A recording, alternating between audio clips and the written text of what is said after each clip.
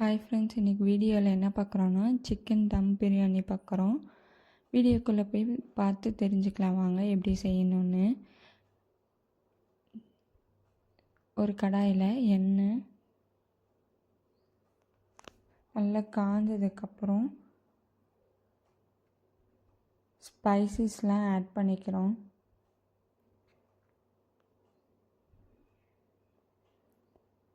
பெரிய வெங்காயம் பச்சை மிளகாவும் ஆட் பண்ணி நல்லா கோல்டன் ப்ரௌன் கலராக வர வரைக்கும் நல்லா வதக்கிக்கணும். இதில் லைட்டாக உப்பு போட்டுக்கிறோம்.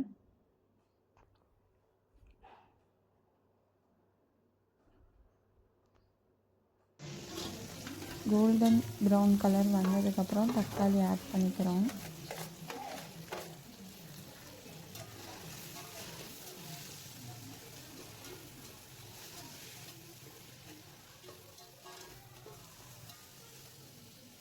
தக்காளி நல்லா வதங்கினதுக்கப்புறம் இஞ்சி பூண்டு விழுது ஆட் பண்ணிக்கிறோம்.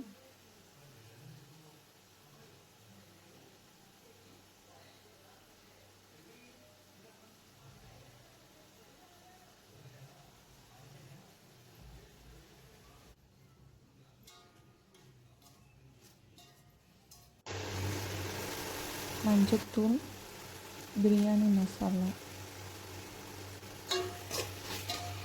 ஆட் பண்ணி அந்த மசாலா வாசனை நல்லா போகிற வரைக்கும் அப்படியே தண்ணி ஊற்றாமல் நல்லா வதக்கிக்கணும். தயிர் ஆட் பண்ணிக்கிறோம்.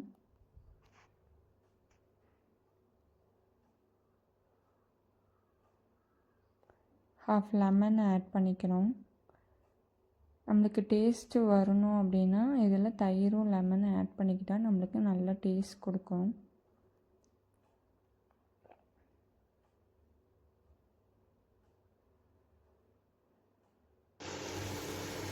புதினா தழை,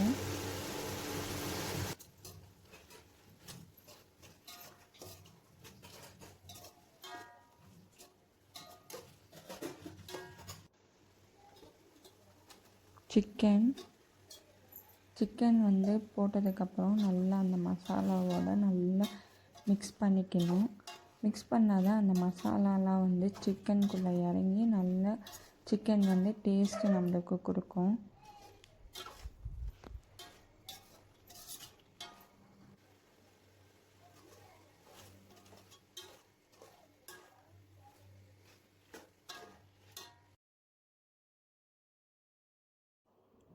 அரிசி ஊற வச்ச அரிசி ஆட் பண்ணிக்கலாம். அரிசி வந்து எப்படி ஊற வைக்கணும்னா அரை மணி நேரத்துக்கு முன்னாடியெலாம் ஊற வைக்கக்கூடாது.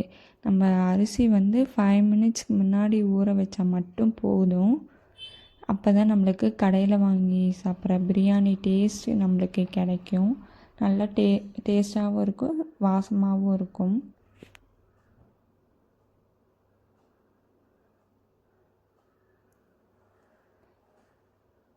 நீங்கள் இதுமாரி ட்ரை பண்ணி பாருங்கள். ட்ரை பண்ணி பார்த்துட்டு சொல்லுங்கள். அப்புறம் அரிசிக்கு நீங்கள் நார்மலாக எப்படி வாட்டர் ஆட் பண்ணுவீங்களோ அந்த அளவுக்கு வாட்டர் ஆட் பண்ணிக்கோங்க.